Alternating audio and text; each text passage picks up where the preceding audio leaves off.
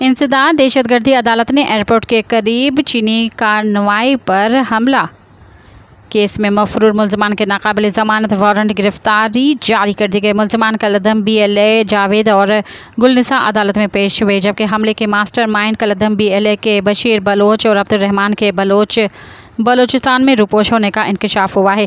तफ्तीशी अफसर ने मफरूर मुलजमान से मुतल्लिक रिपोर्ट अदालत में जमा करा दी। तफ्तीशी अफसर ने बताया कि मफरूर मुलजमान बलूचिस्तान में रुपोश हैं। मफरूर मुलजमान की गिरफ्तारी के लिए महकमा दाखिला और IG बलूचिस्तान को लेटर लिखे गए हैं।